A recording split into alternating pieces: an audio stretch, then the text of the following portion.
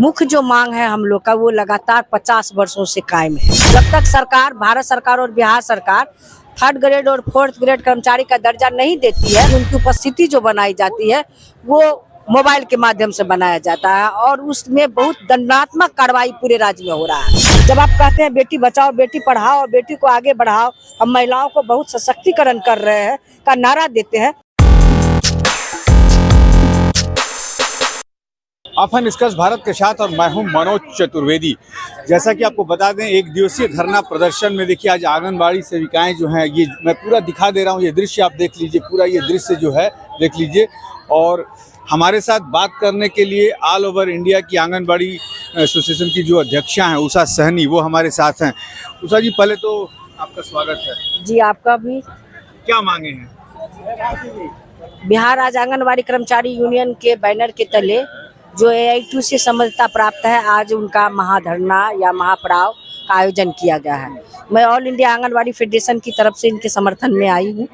मुख्य जो मांग है हम लोग का वो लगातार 50 वर्षों से कायम है कि बिहार राज्य आंगनबाड़ी कर्मचारी यूनियन सहित जो हमारी आंगनबाड़ी सेविका को थर्ड ग्रेड कर्मचारी का दर्जा और सहायिका को फोर्थ ग्रेड कार्य कर्मचारी का दर्जा दिया जाना चाहिए। जब तक सरकार, भारत सरकार और बिहार सरकार थर्ड ग्रेड और फोर्थ ग्रेड कर्मचारी का दर्जा नहीं देती है, 25,000 सेविका को और 18,000 रुपया सहायिका को मानदेय दिया जाए, जो कि कुशल मजदूरों के लिए भारत सरकार और बिहार सरकार ने तय किया है।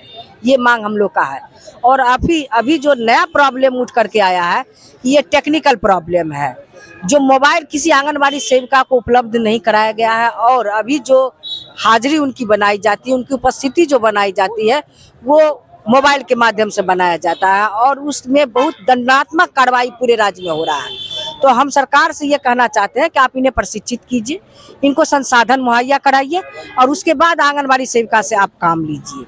अगर इसमें नहीं काम करती है तो आप दंड देने के भागी हैं, लेकिन आपने अभी तक कोई इनको मोबाइल उस तरह का टेक्निकल 4G 5G का मोबाइल आपने अभी तक उपलब्ध नहीं कराया है और उस वजह से हमारी आंगनबाड़ी सेविका को काम करने में दिक्कत हो रहा है और पूरे राज्य में इनका चयन रद्द किया जा रहा है। हम सरकार से मांग करते हैं तत्काल इस पर। इसमें समस्या तो एक ये भी आती है ना कि वेतन बढ़ाने की जो उसमें सरकार, केंद्र सरकार और राज्य सरकार दोनों का कंट्रीब्यूशन रहता है, तो दोनों जब मिल के बैठेंगे तब तो कहीं जाके समस्या का हल होगा। मैं तो आपको ये कहना चाह रही हूँ कि बिहार से अभी खंडित होकर के झारखंड गया है और झारखंड की सरकार जो पारितोषिक अपने आंगनबाड़ी सेविका और सहायिका को दे रही है वो बिहार सरकार से ज़्यादा दे रही है। और अन्य स्टेट जो है, केरल है, गोवा है और ऐसे स्टेट बहुत है जो हमारे बिहार सरकार से काफ़ी दुगुना तिगुना जो भारत सरकार दे रही है राशि, उससे ज़्यादा दे रही है। बिहार सरकार भी सक्षम है।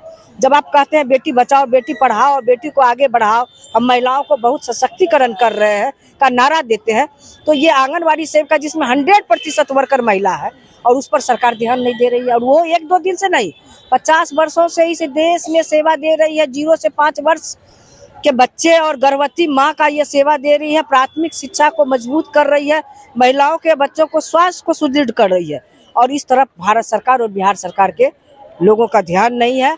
ये काफ़ी चिंताजनक विषय है और मैं समझती हूँ कि ये महिलाओं के साथ में घोर अपमान है, खास करके महिला वर्कर के साथ में घोर अपमान है, क्योंकि इसमें 100% महिला वर्कर काम कर रही है।